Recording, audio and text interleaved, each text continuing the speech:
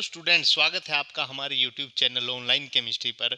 और देखिए आज हम तैयार हैं एक नई वीडियो के साथ। और आज का जो वीडियो है वो 10th क्लास के लिए है, जो हमने साइंस का फर्स्ट चैप्टर स्टार्ट किया है। तो देखिए फर्स्ट चैप्टर का नाम है केमिकल रिएक्शन एंड इक्वेशन। तो इसमें हम केमिकल रिएक्शन के बारे में पढ़ेंगे। जब भी कोई केमिकल चेंज होता है तो उसमें किस प्रकार रिएक्टेंट में हम कोई चीज़ लेके चलते हैं और जो प्रोडक्ट हमारे पास बनता है वो डिफरेंट होता है। तो इसी तरह के कुछ एग्जाम्पल हैं। देखिए, milk is left at room temperature during summer. Starting में हम मिल्क लेके चले हैं, जब उसको रूम टेम्परेचर पे रखते हैं तो वो आपको पता है ख़राब हो जाता है और उससे एक अनदर प्रोडक्ट जनरेट कर लेता है। तो ये क्या है, एक केमिकल चेंज है, ये केमिकल रिएक्शन है। An iron tawa pan nail is left expose to humid air. अब आप कोई लोहे की चीज़ है उसको अगर हवा में छोड़ देते हो, ह्यूमिड एयर एटमॉस्फेयर में अगर आप उसको छोड़ देते हो तो उसके ऊपर जंग लग जाता है। ये भी क्या है, एक केमिकल रिएक्शन है। नेक्स्ट आता है food get digest in our body. देखिए हम जो खाना खाते हैं डाइजेस्ट होने के बाद वो चेंज हो जाता है, तो ये क्या है, एक केमिकल रिएक्शन है। ठीक इसी प्रकार नेक्स्ट है वी रेस्पायर। तो मतलब हम सांस लेते हैं, सांस लेना भी क्या है, एक केमिकल रिएक्शन है या केमिकल प्रोसेस है। तो देखिए बच्चों, इससे पहले आप 9th क्लास तक सीखते हैं कि केमिकल चेंज और फिजिकल चेंज क्या होता है। मैटर के केमिकल और फिजिकल चेंज के बारे में हम प्रीवियस क्लासेज में पढ़ के आते हैं। अब देखिए आज जो हमारा टॉपिक है वो है chemical reaction and chemical equation. अब ये केमिकल रिएक्शन और इक्वेशन क्या है, तो इसके लिए हम कुछ एक्टिविटी परफॉर्म करते हैं। ठीक है, उस एक्टिविटी के थ्रू देखते हैं कि हाँ भाई किस प्रकार जो है हमारे पास केमिकल चेंज हो रहा है। तो देखिए पहली एक्टिविटी है आपके पास, आपको जो है एक मैग्नीशियम रिबन दिया गया है। ठीक है, मैग्नीशियम रिबन बेटा जैसे आपके पास रेड लिटमस पेपर होता है, ब्लू लिटमस पेपर होता है, ठीक उसी प्रकार एक मैग्नीशियम रिबन है। ठीक है, एक मैग्नीशियम रिबन है इस तरह का, उसको हमने क्या है किसी चीज़ से होल्ड किया हुआ है। ठीक है, उसको टोंग के साथ जो है हमने होल्ड किया हुआ है। एक टोंग होता है हमारा, ठीक है, उस टोंग के साथ जो है हमने उसको होल्ड किया हुआ है। ठीक है, टोंग के साथ हमने उसको होल्ड किया है। इसके बाद इसको हम बर्नर के ऊपर रख रहे हैं। यहाँ पे एक बर्नर है, ठीक है, बर्नर को हमने कुछ इस तरह से रखा हुआ है। ये हमारा बर्नर है, ठीक है, और यहाँ पे बर्नर है। और बर्नर के साथ जब इसको हम बर्नर पे हीट करते हैं तो हीट करने के बाद देखिए हमें जो है यहाँ पे कुछ मटेरियल मिलता है और वो यहाँ पे इकट्ठा हो रहा है। ठीक है, एक वाइट कलर का जो है हमें इसका ऐश मिलता है। ऐश मतलब जैसे राख होता है, जैसे हम किसी चीज़ को जलाते हैं तो राख उत्पन्न होती है, तो ठीक इसी प्रकार जब हम इस मैग्नीशियम रिबन को जला रहे हैं, ठीक है, हम क्या कर रहे हैं, इस मैग्नीशियम रिबन को जब हम बर्न करते हैं तो बर्न करने के बाद जो है हमारे पास यहाँ पर क्या है, एक वाइट सब्सटेंस मिलता है हमें। जो इससे ये वाइट सब्सटेंस हमारे पास उत्पन्न हो रहा है इसको हम बोलते हैं मैग्नीशियम ऑक्साइड। इसका नाम है मैग्नीशियम ऑक्साइड। ये मैग्नीशियम ऑक्साइड है। ठीक है, अब ये मैग्नीशियम ऑक्साइड कैसे बन रहा है, हम मैग्नीशियम लेके चले थे और हमारे पास जनरेट क्या हो रहा है, मैग्नीशियम ऑक्साइड जो है वो बन रहा है। ये हमारा फर्स्ट एग्जांपल है। ठीक है, इसी प्रकार हम एक और सेकंड एग्जांपल देखते हैं। सेकंड एग्जांपल जैसे हमें एक और एक्टिविटी दी गई है बेटा, उसमें हम देखते हैं कि हमने एक फ्लास्क लिया है। हमने क्या लिया है, एक फ्लास्क लिया है। ठीक है, और उस फ्लास्क के अंदर जो है, उस फ्लास्क के अंदर जो है हमने एक जिंक ग्रेनुला लिया है।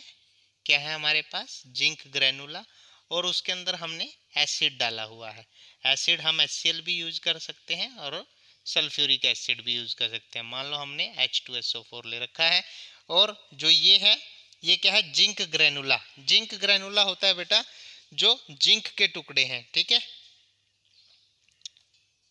Zinc ग्रेनुला, zinc ग्रेनुलाज।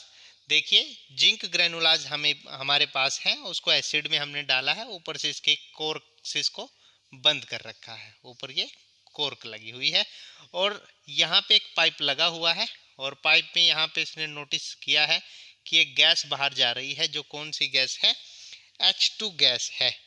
ठीक है, कौन सी गैस इससे बाहर निकल रही है, H2 गैस बाहर निकल रही है। अब देखिए हमने दो एक्टिविटी परफॉर्म की हैं। ठीक है, दोनों एक्टिविटी को हम कैसे रिप्रेजेंट करेंगे केमिकल रिएक्शन की फॉर्म में, वो हम पहले देखेंगे। देखिए पहले हम इसका वर्ड इक्वेशन लिखना सीखते हैं। पहले हम क्या सीखते हैं, वर्ड इक्वेशन। केमिकल रिएक्शन हम लोग लिखेंगे, केमिकल रिएक्शन। केमिकल रिएक्शन क्या हो रहा है उसको मुझे रिप्रेजेंट करना है, तो पहले मैं वर्ड इक्वेशन लिखना सीख लेता हूँ। वर्ड इक्वेशन क्या है, ये मैग्नीशियम है बेटा, मैग्नीशियम हम लेके चले, मैग्नीशियम प्लस ऑक्सीजन। ऑक्सीजन हमारे एटमॉस्फेयर में था, हम मैग्नीशियम लेके चले, ऑक्सीजन हमारे एटमॉस्फेयर में था, और हमने उसको जब बर्न करना स्टार्ट किया, क्योंकि जो ये बर्न कर रहे हैं हम, ये ऑक्सीजन की प्रेजेंस में कर रहे हैं, तो हमने ऑक्सीजन की प्रेजेंस में जब इसको गर्म किया तो हमारे पास क्या बना है, मैग्नीशियम ऑक्साइड। क्या बन गया है, मैग्नीशियम ऑक्साइड। ठीक है, समझ में आ गया बेटा, ये इसका वर्ड इक्वेशन है। इसको हम क्या बोलते हैं, वर्ड इक्वेशन बोलते हैं। और वर्ड इक्वेशन में जो हमारे पास स्टार्टिंग मटेरियल होता है इसको हम रिएक्टेंट बोलते हैं, इसको हम क्या बोलते हैं, रिएक्टेंट। और जो फाइनल प्रोडक्ट हमारे पास उत्पन्न होता है उसको हम प्रोडक्ट बोलते हैं। एक रिएक्टेंट है तो दूसरा हमारे पास क्या है, प्रोडक्ट है। ठीक है बेटा, समझ में आ रहा है। नेक्स्ट है, हमने एक और एग्जांपल किया है, इसके अंदर भी क्या है हमारे पास, हम जिंक ग्रेनुला लेके चलते हैं, यानी जिंक है और साथ में क्या है, H2SO4 हमने ऐड किया है। तो इसका भी मैं ऐसे ही वर्ड इक्वेशन लिख लेता हूं। पहले हम वर्ड इक्वेशन लिखना सीखेंगे, ये हमारा वर्ड इक्वेशन है। ठीक है, वर्ड इक्वेशन लिखना हम सीख रहे हैं। अब इसका मेरे को बोला जाता है, ये जो हमें इक्वेशन दी गई है, जो हमारे पास एक्टिविटी है, इसका वर्ड इक्वेशन लिखिए। तो वर्ड इक्वेशन में हम इसको वर्ड में लिखते हैं कि हम जिंक लेके चले प्लस H2SO4 हमने उसमें डाला। H2SO4 को हम सल्फ्यूरिक एसिड बोलते हैं बेटा, सल्फ्यूरिक एसिड। अब सल्फ्यूरिक एसिड हमने इसमें डाला तो हमारे पास जो है वो जिंक सल्फेट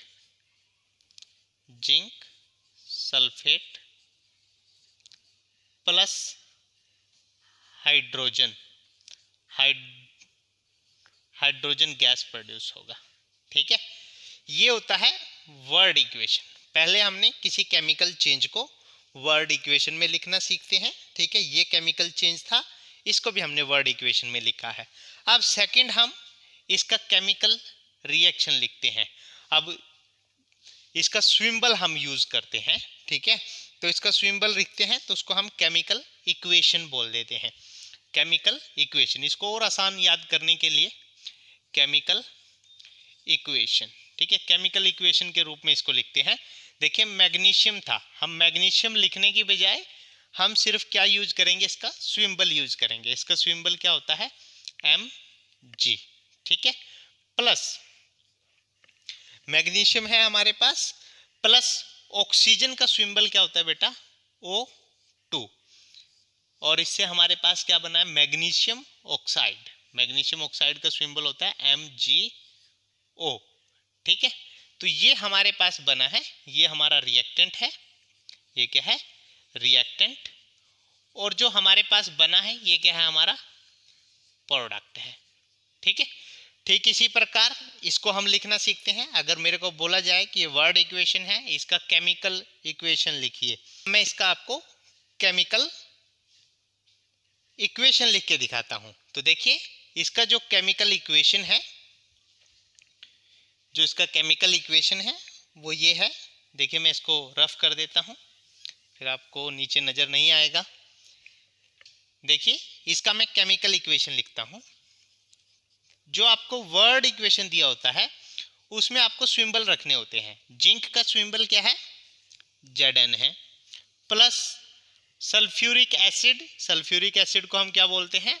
H2SO4। क्या बोलते हैं? H2SO4। फिर हम इस तरह से एक एरो लगाते हैं।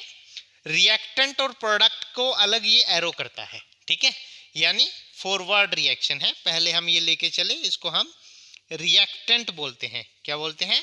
रिएक्टेंट। और जो जनरेट हुआ है वो क्या है? Zinc sulphate plus hydrogen.